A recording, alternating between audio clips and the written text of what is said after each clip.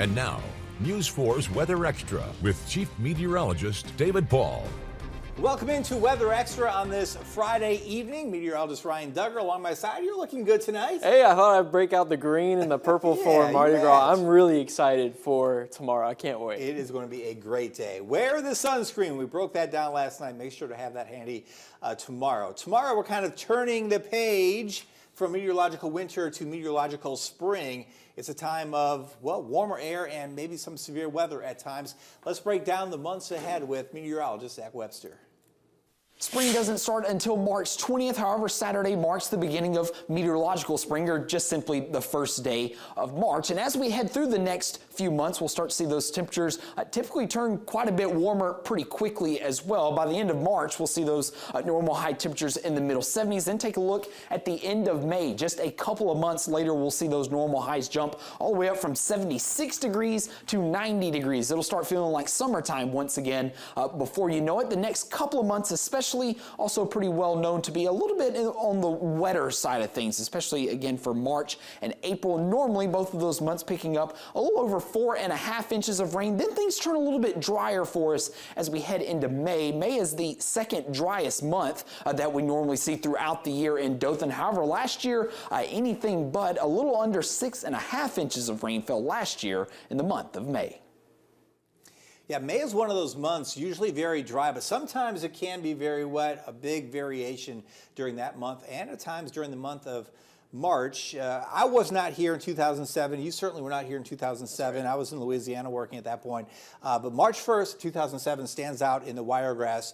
And I remember even from a distance as that day unfolded and the tragedy in Enterprise. So as we near the anniversary tomorrow, let's break down the meteorological setup going back to the beginning of March back in 2007. It's been that long already. So there was a high risk from the Storm Prediction Center put out for all of South Alabama into Georgia and the Florida Panhandle. As we zoom in there, Ryan, that is just incredible to see an outlook like that. Yeah, exactly. I mean, most of the time when we're looking at outlooks, you know, of course we can see more of the enhanced.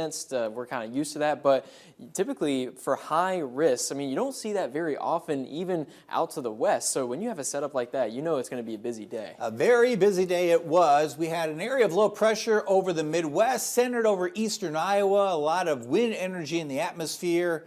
We had the upper level low, the surface low, all kind of stacked up there in the Midwest, and a lot of warm and humid air coming in from the Gulf. And the environment was favorable for rotation here, and that was the result. That was the supercell storm coming on through Enterprise early in the afternoon. It was a very distinct hook that was showing up and a debris ball as well as that storm kind of maximized coming right on through the city of Enterprise. The velocity, I mean, that's a heck of a couplet for sure. And as you look at this image, that track really intensified right through the city of Enterprise. Yeah, and I remember getting here first and hearing people's experiences and memories of that day, because a lot of our coworkers were kind of in schools in the area as well, whoever is around here. And yeah, that still sticks out in mind. And for an EF4 for our area, that is unimaginable. So rare. And I'll tell you what, there are some similarities from what we saw back in 2007 to what we're looking at Wednesday. Not to say there's going to be an EF4 in the Wiregrass, but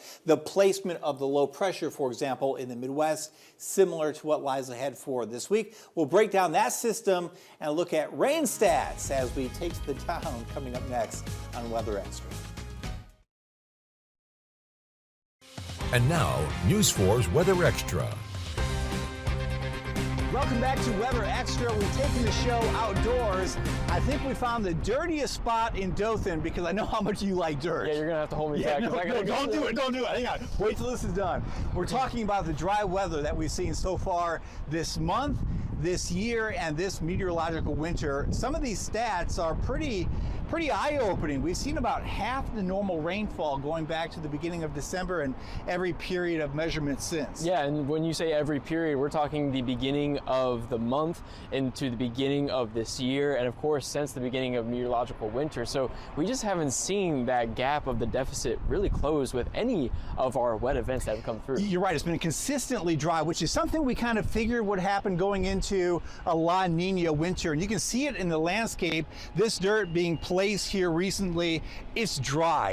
And we're really not seeing any big changes as we go through the month of March. It's going to rain at times, of course, but this overall dry pattern looks to linger for a while. Yeah, it does. And of course, we're always checking out for the next systems. And, you know, pretty consistently into spring, we get a little bit more moisture involved in our area that can help with the rain chances. But I'm just hoping that at least this summer, we can get more consistent showers and thunderstorms to help even close that deficit that we were seeing last summer. That's right. Looking at some of the long-range modeling, it might be until sometime in June, the convective season, where we really start seeing a dent in some of the deficits that we have built up. You take away what we had with Helene, and you're right, going back to the middle of summertime last year, it's been pretty dry. But good for workers. They're getting a lot of work done, and good for construction workers everywhere in the Wiregrass, and good for kids that like to play in the dirt, too, right? Yeah, good for me. Yeah, so yeah. I'm going to try again.